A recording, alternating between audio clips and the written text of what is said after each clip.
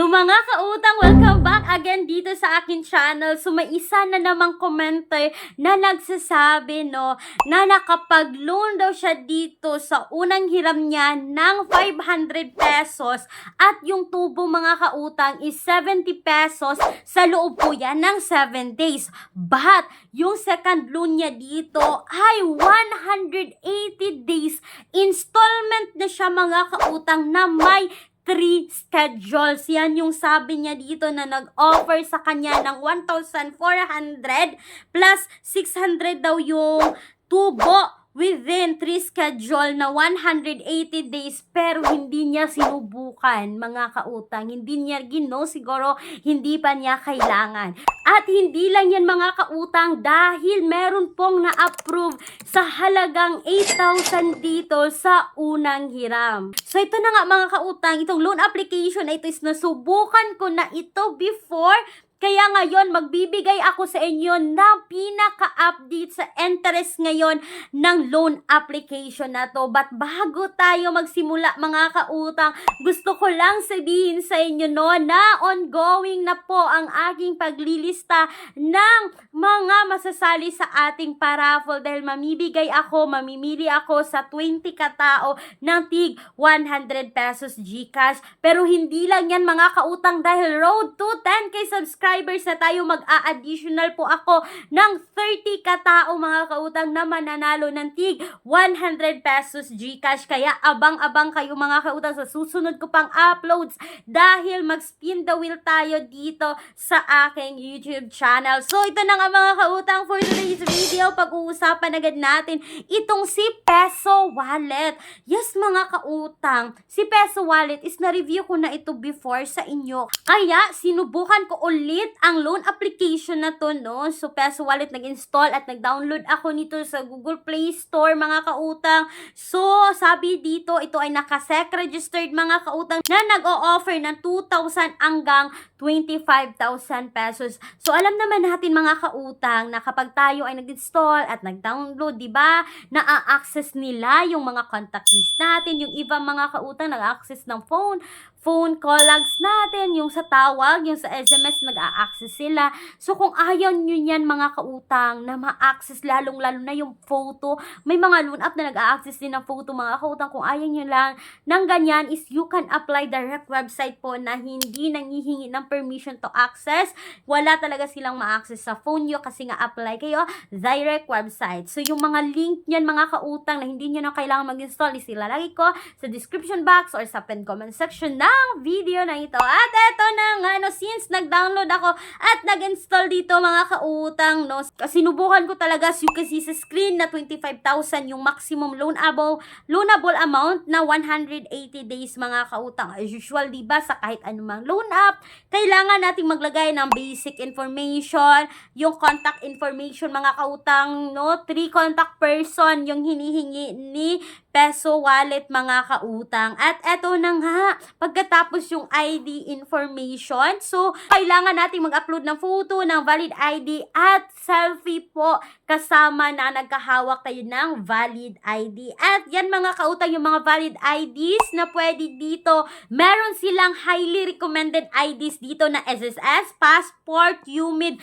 driver's license at TIN ID. Mga kautang, bihira lang yung TIN ID na mapasama sa kanilang highly recommended IDs. Mostly itong TIN ID na to is yung mga other IDs. Pero may other pa naman sila, like yung sabi ko, PRC, Postal, Voters ID, Pag-ibig, PhilHealth at yung National ID. At since mga kautang, meron akong TIN ID, TIN yung ginamit ko sa pag-apply dito. At pagkatapos ng lahat, ito na yung sabi, reviewing, please stay on the app mga kautang. So nagstay lang ako dito. At ito na nga mga kautang, seconds lang is my result na ako dito kay Peso Wallet. At ito yung sabi, unfortunately, your loan has not been approved. What? Nako, please apply again on November 10. We will prioritize your loan. Uh-oh. So mga kautang, nako hindi ako approve dito kay Peso Wallet. Gusto ko lang sabihin sa inyo, bago ko i-share yung procedure dito, bago ako nag-apply dito, is nagbabasa na talaga ako ng comments. So ngayon, hindi ako na-approve. I-share ko yung mga nabasa ko na naka-experience dito kay Peso Wallet. Ito yung sabi ng isang commenter, nabigay siya ng 4 stars. Sabi niya, highly recommended Ola. Although my first credit limit are too low, but it's really a good app and trustable. I am a bit confused because after I get my 2 previous loan application approved, my 3rd loan application are declined na mga kautang. Sabi ng isang commenter, first loan, second loan is approved siya dito. Pagka 3rd loan mga kautang is hindi na siya na-approve dito. At ito pa mga kautang, nagkalkal pa ako dito. It was also given noong August 3, 2024, this app is scam. Don't ever install this app. I never tap or click those tabs because of high interest rate. Yet, I uninstalled it. I was shocked. I got a text that the amount was deposited in my account. I emailed immediately the customer service and no reply from them. I called them many times but no one will answer my calls. I'm forced to pay the cash loan which I didn't want or agree upon. It was so disgusting. Ayun mga kautang, kahit nag-uninstall na siya dito mga kautang, no, ay nakita pa rin niya na na-approve siya sa loan application na to mga kautang at pumasok agad direct sa kanyang GCash. At hindi lang yan mga kautang, dahil meron pa akong nabasa, sabi niya, worst app, scammer, I didn't want to get money, I just want to check my credit limit but they send money to my account without my confirmation.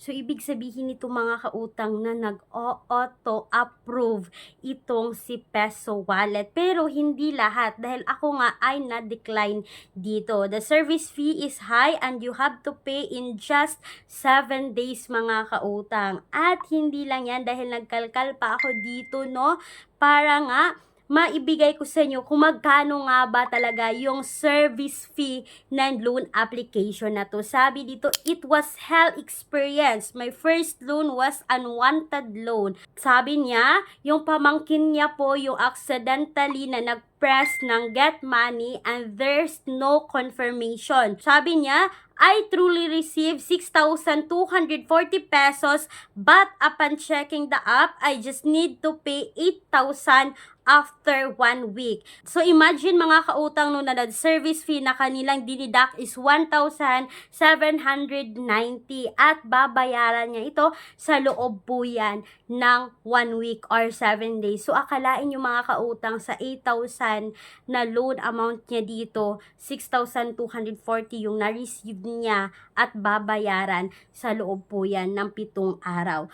So yun mga kautang, yung may mga experiences dito kay Peso Wallet online cash loan. So mga kautang, para sa akin no, pag ganito na yung makikita natin at mababasa natin, lalong-lalo na sa lahat ng mga nagbigay ng kanilang experience dito, alam naman natin na iba-iba yung mga experiences natin pagdating sa pag-utang online. Kagaya nila is na-approve sila, ako dito ay na-decline kay Peso Wallet. So mga kautang, that's all for today's video.